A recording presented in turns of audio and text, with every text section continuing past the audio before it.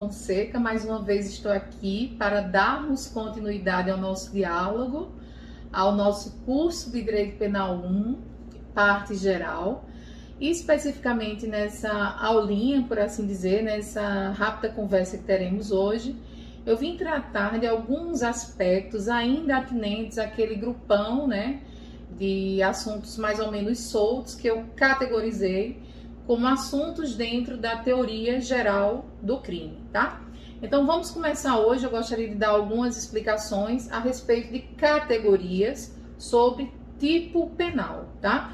Então, primeiro, o tipo penal, né, é aquilo que descreve a conduta delitiva. Geralmente a gente classifica o tipo penal como o preceito primário, a descrição da conduta, e vem composto também do preceito secundário, que traz a sanção penal.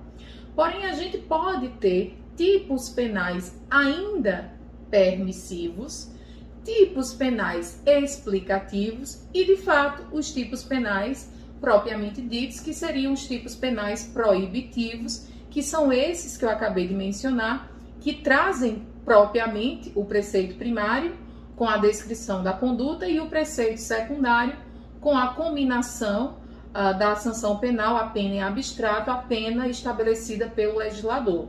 Então, no primeiro momento, é importante que vocês diferenciem um tipo permissivo de um tipo explicativo, já que eu já expliquei para vocês o que seria o tipo penal proibitivo, que seria esse do preceito primário, composto também do preceito secundário. Então, o tipo penal permissivo nada mais é do que um tipo penal que traz uma possibilidade de exclusão da ilicitude ou da antijuridicidade.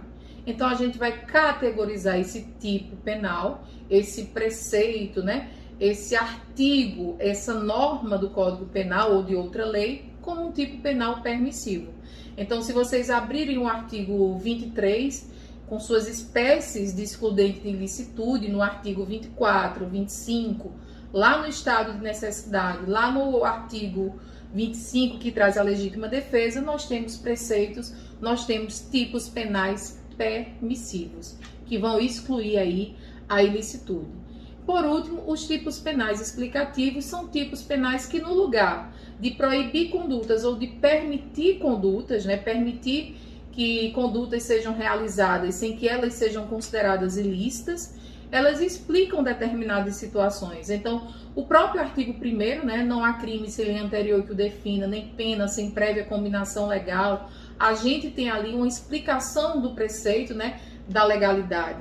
Se a gente pensar no conceito de funcionário público, quando o artigo define a ideia de funcionário público, o próprio Código Penal traz essa definição de funcionário público, a gente tem também uma norma, um tipo penal explicativo. Então, sempre que o preceito trouxer uma explicação acerca de um princípio, de um conceito penal, a gente categoriza, classifica esse tipo penal de tipo penal explicativo. Quando o tipo penal permite alguma conduta e essa conduta se torna lícita, a gente classifica como tipo penal permissivo. E quando de fato traz uma conduta proibitiva, um preceito primário com o seu respectivo preceito secundário, ou seja, traz a descrição da conduta típica mais a sanção estabelecida pelo legislador, a gente tem o tipo aí proibitivo, tá? Adentrando nos sujeitos do crime, a gente tem, por um lado, o sujeito ativo, por outro, a gente tem vítima e sujeito passivo. Primeiro, vamos pensar aqui quem pode ser sujeito ativo do delito, tá? Eu não vou destrinchar todos os sujeitos ativos do delito, porque nós vamos ver autores, partícipes, quando a gente for fechar o nosso conteúdo do curso de Direito Penal Parte Geral com o tema, né, concurso de agentes, tá? Então, a gente vai destrinchar quem pode ser autor, autor intelectual, autor material, executor, partícipe, então conduta acessória. A gente vai falar das teorias inerentes ao concurso de agentes, mas a priori eu quero que vocês entendam que pode ser sujeito ativo do delito qualquer pessoa física, tá? E depois eu vou falar também da jurídica em crimes ambientais, mas a priori qualquer pessoa física, a partir dos seus 18 anos completos, com sanidade mental.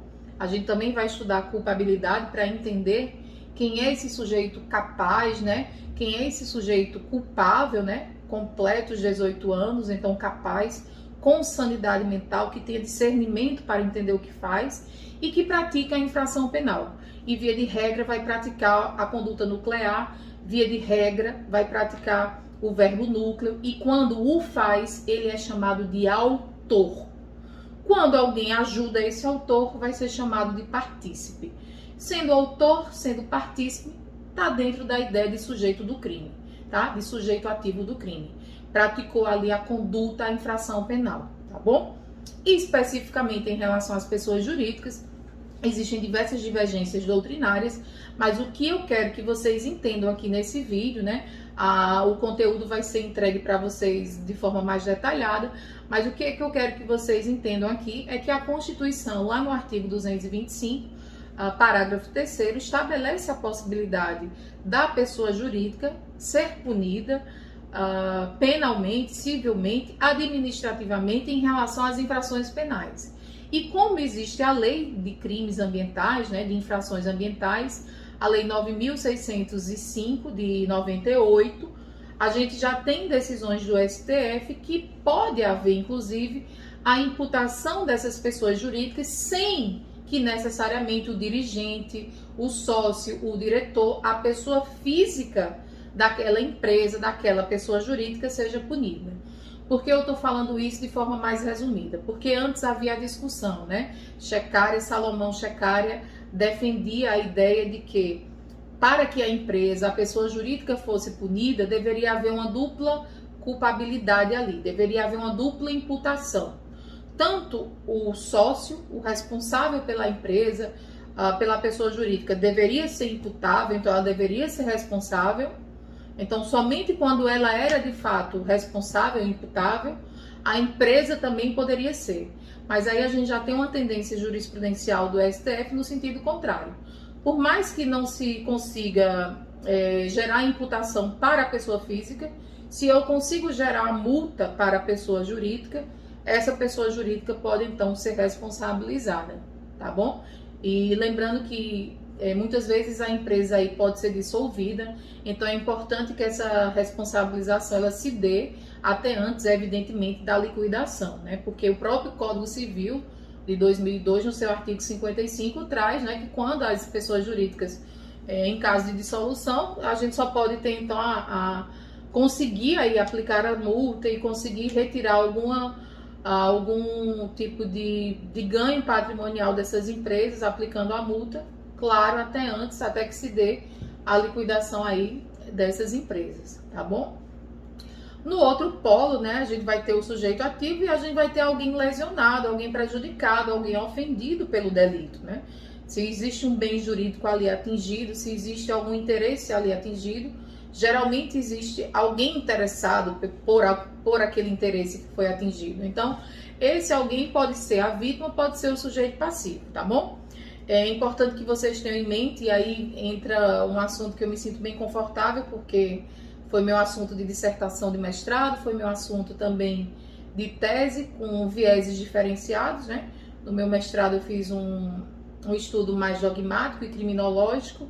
Na minha tese, agora recentemente defendida, quase um ano, eu fiz um estudo mais filosófico, mais vinculado ao construtivismo e teoria dos sistemas, mas eu estudei a vítima de crime, né? Então, vítima não é igual a sujeito passivo. Vítima pode ser ativa, vítima pode ser contributiva, vítima pode ser provocadora. Vítima não significa anjo de candura e inércia, né? Sujeito passivo, sim, pode ser alguém que de fato é um sujeito ideal, que não contribuiu para o crime e que de fato sofreu as consequências do crime. Então, em primeiro lugar, vocês devem ter em mente que vítima pode ter diversas classificações, de uma vítima ideal a uma vítima de fato provocadora. O sujeito passivo não, geralmente é aquele que de fato sofre ali as consequências do crime, mantendo aquela sua postura ali de inércia, de não contribuição para a criminogênese, para o resultado delitivo. Mas, de todo modo, ocorrendo alguma infração, crime e contravenção, vai haver ali alguma vítima tocada por essa infração penal, tá bom? Eu vou gravar para vocês um outro vídeo só falando para vocês das fases vitimológicas, e aí eu vou falar desde a fase em que a vítima era protagonista e depois ela foi esquecida, do esquecimento, neutralização, redescobrimento. Vou fazer uma aulinha para vocês sobre isso, que vem sendo muito cobrado em prova, tá? Essa ideia vitimológica, mas a priori, o que eu quero que vocês entendam na aula de hoje é que o sujeito passivo pode ser qualquer pessoa física, e aí se a gente abrir o artigo, por exemplo, o artigo 121, quem é a vítima do artigo 121? É a pessoa que vai ali ser morta ou que sofreu a tentativa de morte. Então pode ser uma pessoa física. Ana, mas é só pessoa física? Não, pode ser uma pessoa jurídica. Se a gente abrir, por exemplo, o artigo do 171, que abriu aqui. Artigo 171, estelionato. Lá no, por exemplo, se a gente abrir no parágrafo 2º, o que é que a gente tem no parágrafo 2º? Nas mesmas penas incorre quem destrói total ou parcialmente, ou oculta coisa, ou lesa o próprio corpo ou a saúde, com o intuito de obter indenização ou seguro. Então, imaginem só, se eu me autolesiono para obter seguro, né? Vocês podem pensar, Ana, mas você está se autolesionando, então você é a vítima. Então, você é autor e vítima ao mesmo tempo. Não, a vítima aqui é a seguradora. Na verdade, eu estou me autolesionando para fraudar aqui a seguradora, né? Para receber o seguro. Então, é a pessoa jurídica que está sendo, de fato, aqui sujeito passivo do delito do artigo 171, parágrafo 2º, inciso 5º do Código Penal, essa fraude contra o seguro. Pode ser um ente qualquer, indeterminado, destituído de personalidade jurídica também. A gente vai ver isso nos crimes contra a família, tem crimes contra o poder familiar, crimes contra a coletividade, né? Então, esses entes sofrem consequências em relação ao bem jurídico, porte ilegal de arma, né? Eu estou com a arma, portando a arma. Mas naquele momento eu não estou ofendendo ninguém. Então é toda a coletividade que está ali efetivamente sofrendo com aquela, entre aspas, sofrendo com aquela conduta. Mas não tem ninguém diretamente sendo atingido, tá bom? Agora vocês precisam diferenciar duas classificações doutrinárias a respeito do sujeito passivo. E aí quem estiver anotando deve de fato tomar nota, tá? Existe o sujeito passivo constante, que também é chamado na doutrina de sujeito constante, imediato, formal, geral, genérico. Vou repetir. Constante, imediato, formal, geral ou genérico, tá? Esse é fácil. Sempre todo crime atinge o Estado. É óbvio, né? O Estado é o maior interessado, minha gente, no controle, na ordem e na paz social. Então, todo crime vai atingir o Estado. Porque o Estado é o controlador, é o que tem o monopólio de fato do ius puniendi. Então, todo crime atinge esse interesse do Estado de manutenção da paz, né, de manutenção da ordem social. E também tem, por outro lado, se a gente tem como sujeito constante, imediato, formal, geral e genérico o Estado, a gente tem, por outro lado, um sujeito eventual e imediato, material, particular, acidental, aí sim, o titular desse interesse do bem jurídico penalmente protegido, penalmente tutelado. Tá? Então, constante, imediato, formal, geral, genérico, Estado. Eventual, imediato, material, particular e acidental, o titular do interesse penalmente tutelado, tá bom? A doutrina traz uma classificação que eu queria mencionar aqui para vocês, que é crimes de dupla subjetividade passiva, né? O que seria, pessoal, essa ideia de crimes de dupla subjetividade passiva? São aqueles crimes que necessariamente, que obrigatoriamente vai existir pluralidade de vítimas, tá? Então, se a gente abrir aqui, vamos lá, se a gente imaginar o crime do artigo 151, Ana, o que é que traz, o que é que diz o artigo do crime 151? Violação de correspondência. Devassar indevidamente conteúdo de correspondência fechada dirigida a outrem. Gente, quem eu estou atingindo aqui quando eu violo uma correspondência? Necessariamente eu estou atingindo tanto o remetente quanto o destinatário. Nem o remetente queria que alguém violasse, nem o destinatário. Então eu tenho de fato um crime de dupla subjetividade passiva. Eu tenho ali obrigatoriamente duas vítimas que estão sendo lesadas na conduta delitiva, tá bom? Só mais um detalhe aqui que eu também anotei para falar. Mortos podem ser vítimas de crime? Não, gente. Mortos não são vítimas de crime. Mas, Ana, e aqueles crimes que a gente vai ver, lembrando que vocês estão em Penal 1 ainda, né? Vai existir lá um título que é intitulado, né? Esse título é intitulado Os Crimes contra os respeito aos mortos, né? Que vai do 209 até o 212. Deixa eu abrir aqui pra gente ter uma ideia desses crimes, né? Vilipêndio a cadáver. Olha o que diz o título, né? É o capítulo... Primeiro vamos pro título, né? É o título 5 do Código Penal, antecede os crimes contra a dignidade sexual, dos crimes contra o sentimento religioso e contra o respeito aos mortos, tá? Dos crimes contra o sentimento religioso, aí começa no 108, e no capítulo 2, dos crimes contra o respeito aos mortos. Aí, impedimento ou perturbação de cerimônia funerária, violação de sepultura, destruição, subtração, ocultação de cadáver, vilipêndio a cadáver, vilipendiar cadáver ou cinzas, lá no 212 acaba, né? Porque o 213 a gente já tem o crime de estupro. Gente, quem são os sujeitos passivos dos crimes contra os mortos, né? Contra o respeito aos mortos. São os mortos? Não. É a coletividade. Os mortos estão mortos. Então, não tem mais ali uma proteção jurídica. Tem proteção jurídica aos familiares, à coletividade, mas não especificamente aos mortos, tá? Então, é a coletividade que figuraria como sujeito passivo eventual ali naquela situação, tá bom? Anotei aqui para falar para vocês sobre os animais. Animais podem ser sujeitos passivos de delitos? Evidentemente que hoje em dia não, tá? Eu sei que vocês já sabem, se um animalzinho for subtraído, por exemplo, ou for alvejado, pode ser um crime de furto, pode ser um crime de dano, é considerado um bem, é um patrimônio. Então, a vítima eventual ali, o sujeito passivo eventual vai ser o proprietário, o dono, ou mesmo se disser respeito a alguma infração ambiental, a fauna em si, né? Pode ser o artigo 64 da Lei 9.065, que eu mencionei para vocês, de 98, que é a Lei de Crimes Ambientais.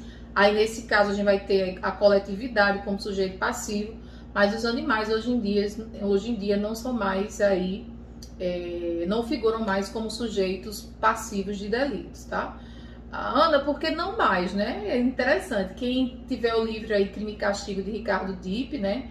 Ele traz algumas colocações interessantes. Eu me lembro agora de um trecho que ele coloca, não vou me lembrar agora o nome, mas tem uma elefantinha, acho que é... Enfim, ela era uma elefante de um circo e ela cometeu algum tipo de malcriação, por assim dizer. E ela foi condenada, ela foi enforcada. Eu tô rindo porque, assim, é tão trágico que é cômico da tragédia, né, humana. É ridículo, né? Então, enforcaram o animal tendo em vista o animal não querer ali obedecer os próprios maus tratos dos humanos, né? Houve situações em que galinhas, por exemplo, deram bicadas e também foram sujeitas ali à morte. Então, enfim, situações aí esdrúxulas que animais eram de fato executados porque geravam condutas diferenciadas da expectativa humana. Tá bom? Então, não pensem sempre que os animaizinhos aí não eram considerados sujeitos de crimes. Nesse caso aí, sujeitos ativos, né? A gente estava falando de sujeito passivo, mas se tornaram autores e foram aí executados, né?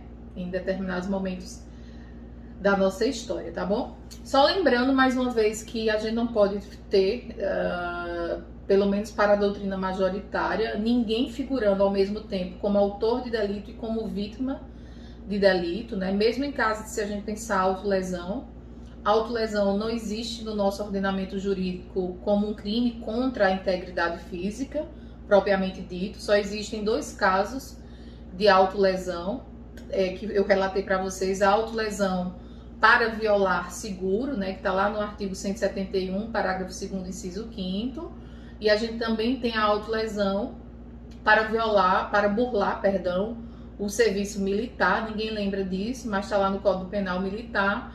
Então, nesses dois casos, a gente não tem de fato o sujeito passivo como o próprio sujeito da autolesão. A gente tem o próprio Estado, no caso do serviço militar, e a gente tem a seguradora no caso do estelionato, tá? Vocês poderiam pensar assim, ô Ana, e eu já ouvi falar de um crime que é assim, a autoacusação falsa, né? Eu me autoacuso falsamente de cometer um crime.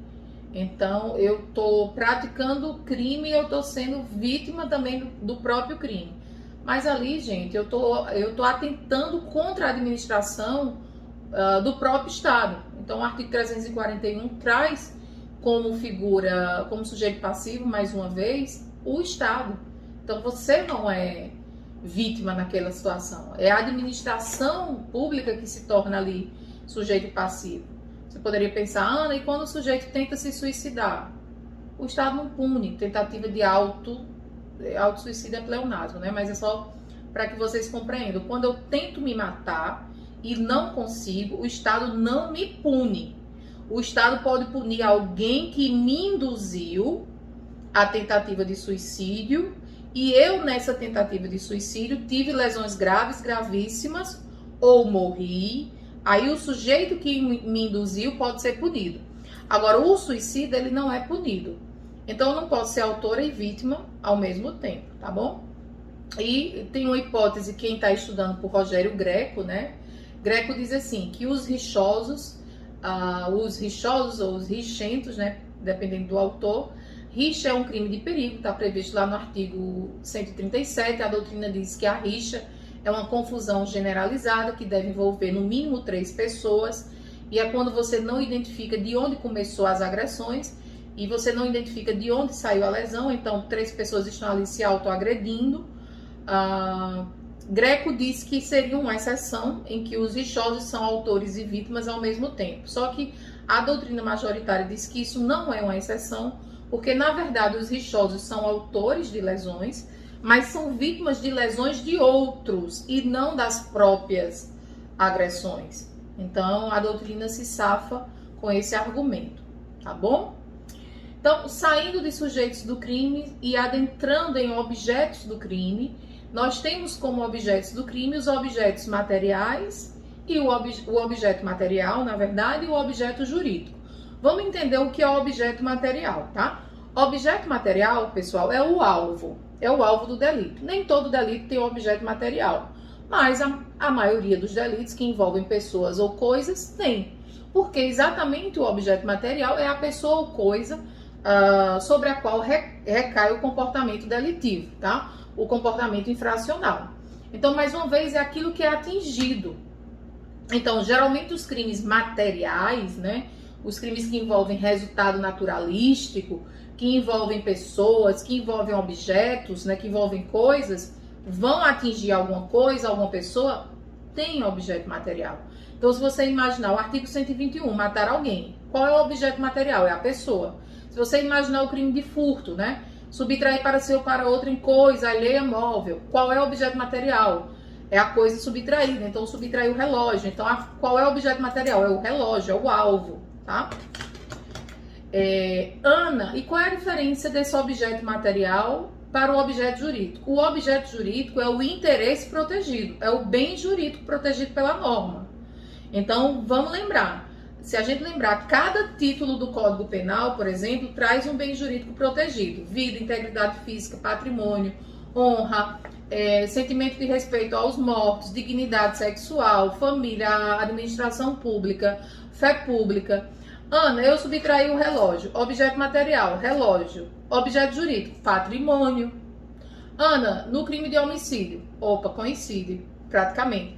Objeto material, pessoa.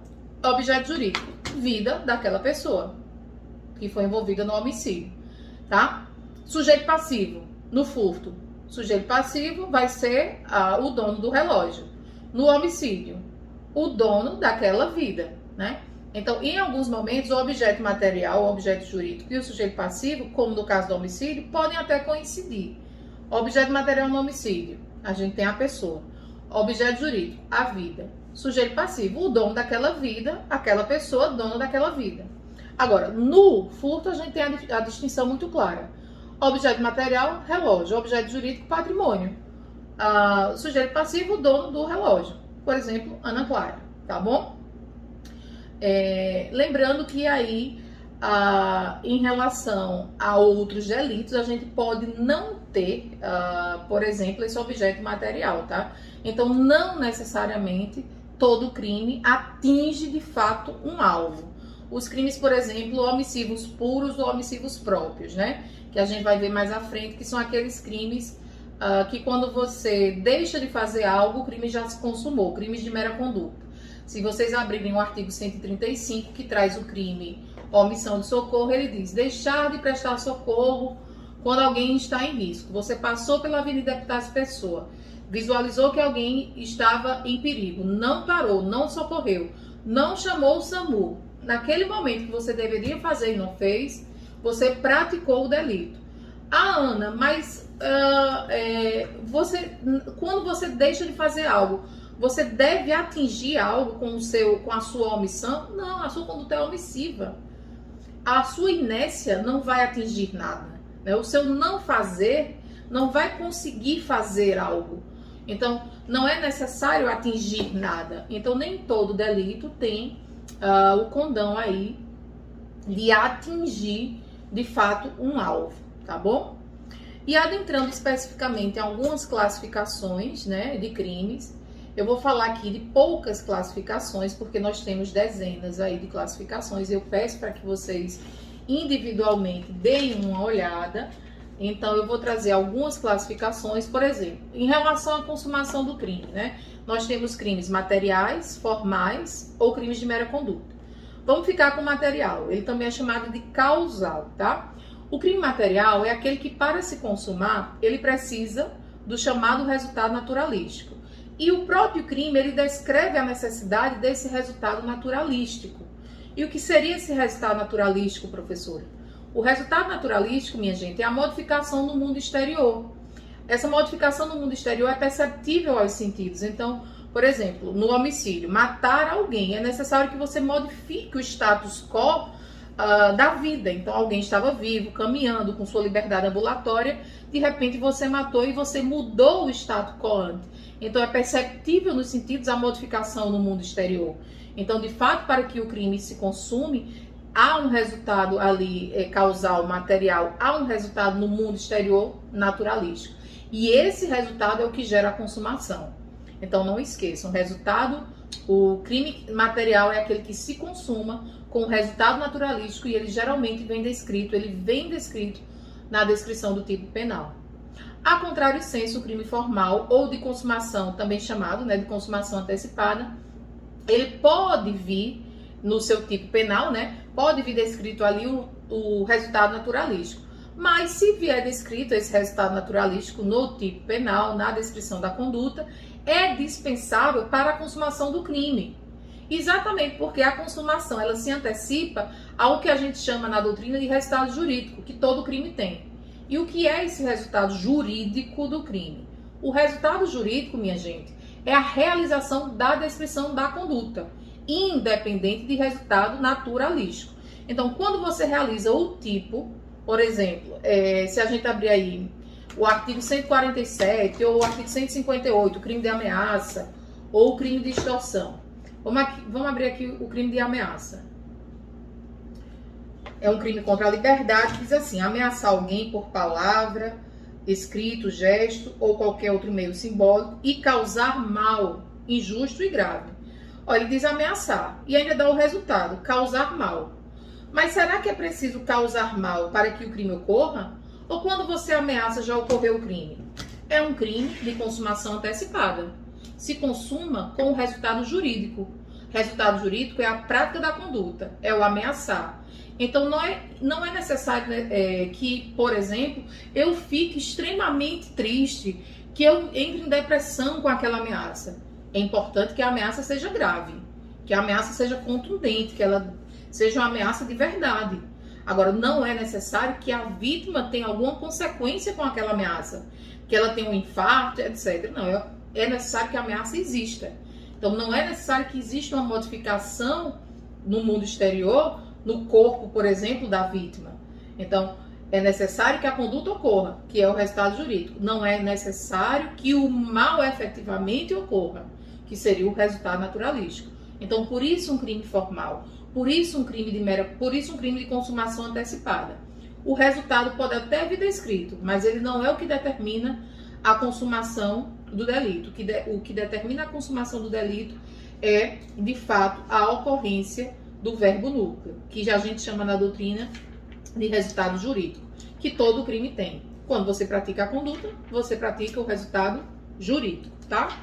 Mas nem sempre quando você pratica a conduta, o crime ocorreu. Você às vezes tem que praticar a conduta gerando um resultado naturalístico para que o crime se consuma, como por exemplo nos casos dos crimes materiais. Eu tenho que matar de fato alguém gerando um resultado naturalístico, como no caso dos crimes materiais, no crime de homicídio, tá bom?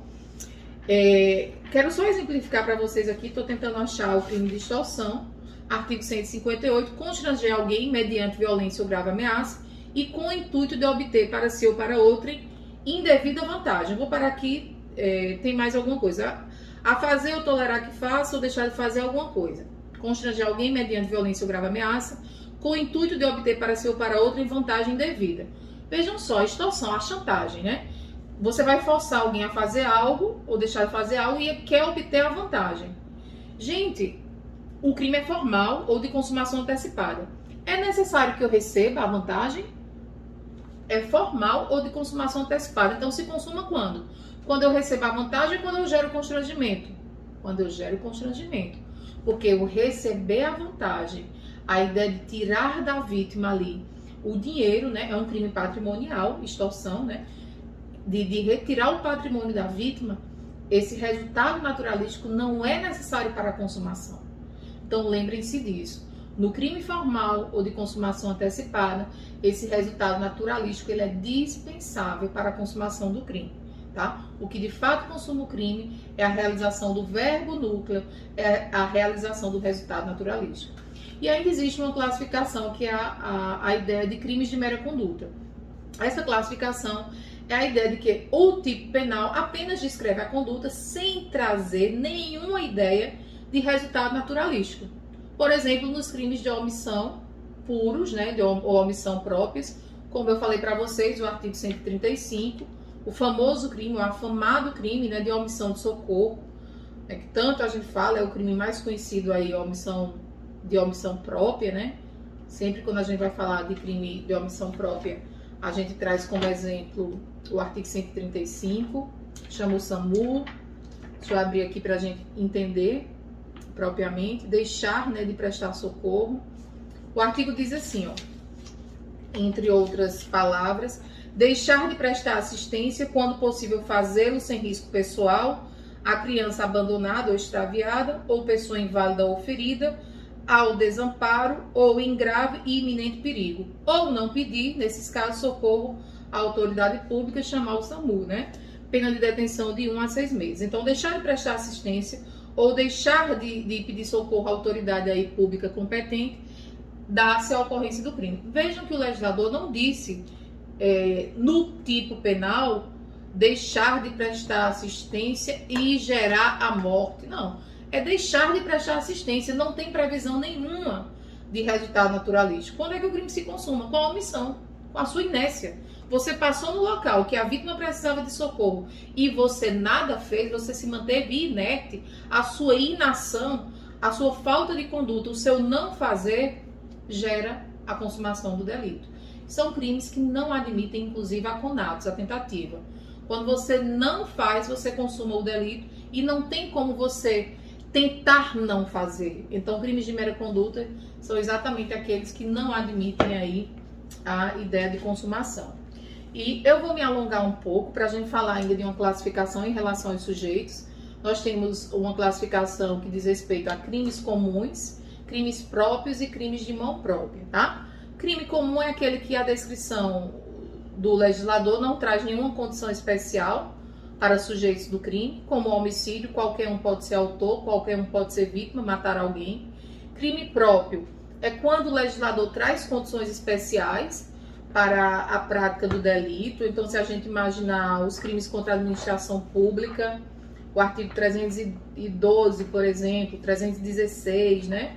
Concussão, exigir para si ou para outro, indireto ou indiretamente, ainda que fora da função ou antes de assumi-la, mas em razão dela, vantagem devida. Então a gente sabe ali que a gente está diante de um crime próprio, porque o sujeito ativo vai ser somente funcionário público, né? Então a gente vai ter que ter o complemento aí da ideia de funcionário público, que o próprio Código Penal traz. Crimes de mão própria. O que seria, Ana, crime de mão própria? Se a gente abrir o artigo 342, nós vamos ter o crime de falso testemunho. Vocês já devem ter ouvido falar, quem assiste filme, né? Que tem aí práticas penais, já deve ter visto muito, que prestar falso... Ou então quem está assistindo aí as CPIs, né? Em relação à pandemia, deve estar vendo muito a possibilidade de algumas pessoas poderem praticar aí crimes de falso, né? Vamos entender aqui o crime de falso testemunho rapidamente para essa ideia que eu quero explicar aqui para vocês, tá? Crime de falso testemunho. Fazer afirmação falsa ou negar ou calar a verdade como testemunha, ou como perito, contador, tradutor, intérprete, em processo judicial ou administrativo, inquérito policial ou em juízo arbitral. Então, quem pode ser autor do crime de falso testemunho ou falsa perícia? Só quem pode, de fato, ser autor desse crime é a testemunha, o perito, o contador, o tradutor, o intérprete. Não tem como a gente gerar intermediários aqui. É, de fato, uma atuação pessoal, repito, da testemunha, do perito, do contador, do tradutor, do intérprete. A conduta, na verdade, é infugível, só pode ser praticada por quem, no artigo 344, reúne essas condições especiais. Então, o crime de mão própria é aquele que a autoria ela é intransferível, né? Eu não posso ter ali uma possibilidade de uma autoria mediata, né? De usar alguém como instrumento para a prática do crime. Então, só eu, por mim mesma, posso praticar o crime. Eu não posso pedir para que alguém pratique o crime por mim. Então, essa é a ideia de mão própria, é quando o crime é infungível, é intransferível. Só aquelas pessoas descritas no próprio artigo é que podem figurar como autoras. Não tem como transferir a condição de autora para outras pessoas, tá bom? Existem crimes que são classificados como dolosos, e aí a gente vai ter esses crimes necessariamente devem ser praticados com dolo. Dolo é o elemento subjetivo do tipo, dolo é vontade e consciência, elemento volitivo e elemento intelectivo, é querer e saber que você está praticando o crime. Esse dolo ele pode ser um dolo direto, você de fato quer a prática daquele resultado delitivo, pode ser um dolo eventual, você assume aquele querer, aquele resultado delitivo, você assume eventualmente aquele resultado delitivo, ou você não age com o cuidado devido e você pratica o crime na forma culposa, que é um elemento normativo. O juiz vai verificar se naquela situação você deveria ter agido com mais cautela, com mais cuidado, e verificar se de fato houve imprudência, negligência e imperícia. Então, a culpa é um elemento normativo. Pode existir um crime culposo, em que pode figurar a negligência, imperícia e imprudência, que a gente, no momento pertinente, eu vou explicar melhor todas essas formas de culpa. Mas, a priori, eu quero que vocês entendam que existe essa modalidade também de cometimento de crime. E existe a forma préter-dolosa. A forma préter-dolosa é quando a gente tem dolo na primeira situação e no resultado vai haver uma culpa. Existem situações que o agente queria, por exemplo, uma lesão seguida de morte. Eu queria apenas lesionar e eu empurrei o sujeito querendo lesioná-lo, querendo afastá-lo de mim. Mas quando eu empurrei, ele tropeçou, por exemplo, numa pedra, e quando ele tropeçou nessa pedra, ele bateu em um outro local pontiagudo e faleceu. Eu posso ter aí o dolo no empurrão e a culpa na lesão. Esse crime vai ser classificado como préter-doloso. Quando nós formos estudar conduta, eu vou destrinchar para vocês as formas de dolo, as formas de culpa e a ideia de préter-dolo. A priori, eu quero só que vocês entendam que existem crimes dolosos, que a gente tem o elemento subjetivo do dolo, existem crimes culposos, que a gente tem a culpa, o elemento normativo, né, que o juiz vai analisar, e existe aí essa modalidade de um crime que junta no mesmo crime o préter dolo, que é na conduta antecedente o dolo, e na conduta posterior, mas que é um crime único, a culpa, uma lesão seguida de morte, por exemplo, tá bom? Existem crimes que, em relação à duração do momento consumativo, a gente pode classificar como instantâneo, permanente ou instantâneo de efeitos permanentes. Instantâneo de efeitos permanentes, muito fácil, né? O homicídio consumado. Você, na hora que você mata e o sujeito morre, você com um tiro letal no peito, no coração, na cabeça, instantaneamente você matou e ele não retorna mais, né? Vamos supor que você tenha gerado uma lesão irreversível. A lesão naquele momento é instantânea, você lesionou e não tem mais como reverter aquela lesão. Então é um instantâneo de efeitos permanentes. Um crime instantâneo, né? Um furto, na hora que você subtraiu, é instantâneo, né? Não necessariamente de efeitos permanentes, a coisa pode ser restituída, tá? Um crime permanente, geralmente crimes que envolvem liberdade, então é um sequestro, até o momento que a vítima permanece sob a custódia do delinquente, do suspeito, a gente tem ali um crime permanente, né? Os crimes permanentes, como a gente viu, tem aquele efeito da súmula 711, a gente tem que ter muito cuidado com a ideia da aplicação da lei penal, né? Em relação à súmula 711, a gente viu que não é um caso de sucessão de leis, é a lei do tempo do crime, então é a última lei, mesmo que ela seja mais grave, né? A permanência ali admite flagrante a qualquer tempo, então lembre-se daquelas dicas a respeito dos crimes permanentes. A consumação se protrai no tempo, então a todo tempo ali admite flagrante, a todo tempo ali está havendo a consumação, tá? Então vamos lembrar dessa ideia dos crimes permanentes. Crimes unissubsistentes e plurissubsistentes, a gente tem os unissubsistentes, aqueles de ações únicas, então os crimes de mera condutas, os crimes omissivos são unissubsistentes, o itercrimes, o caminho do crime não é fracionável, então se são de ação única, eles não admitem tentativa. A contrário senso, os plurissubsistentes, ele tem um itercrimes mais longo, então ele tem um caminho do crime mais possível de divisões, de fracionamento, então eles admitem tentativa, tá?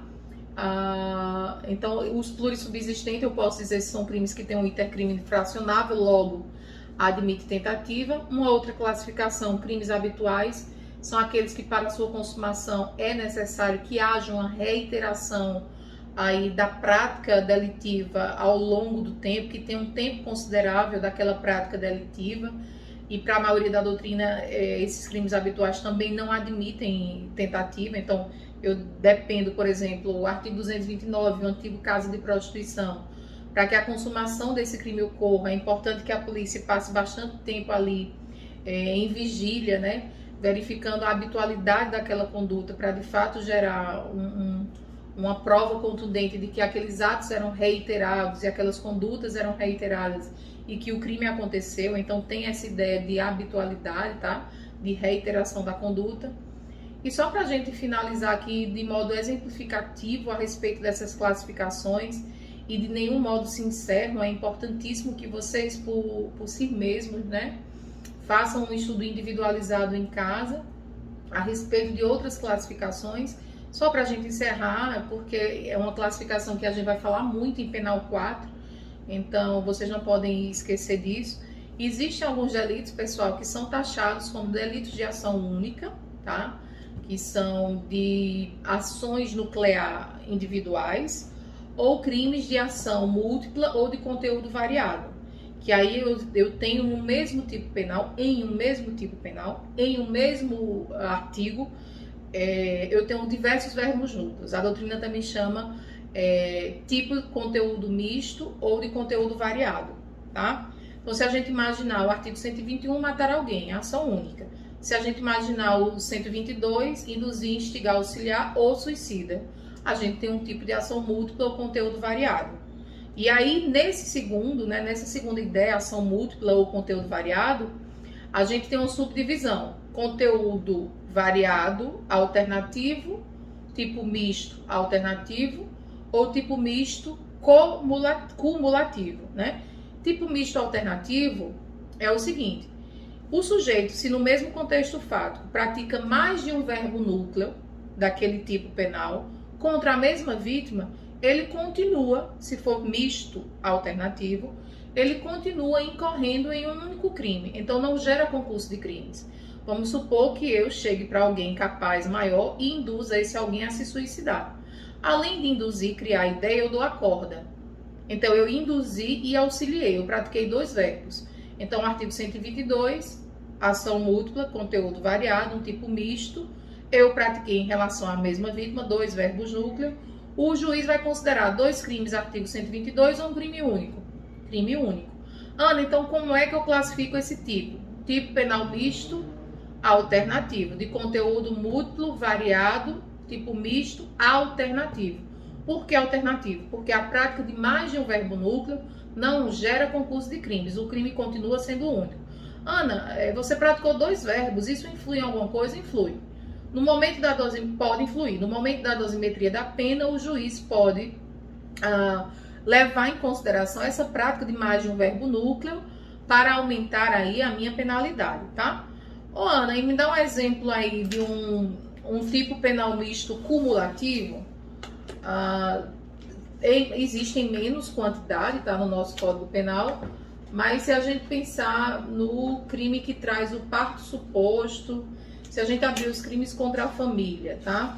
Vamos imaginar aqui o artigo 242. Dar parto alheio como próprio, primeiro crime. Segundo crime, dentro do mesmo artigo. Artigo 242. Registrar como seu filho de outrem, dentro do mesmo artigo. Ocultar recém-nascido ou substituí-lo, suprimindo ou alterando direito inerente ao Estado Civil.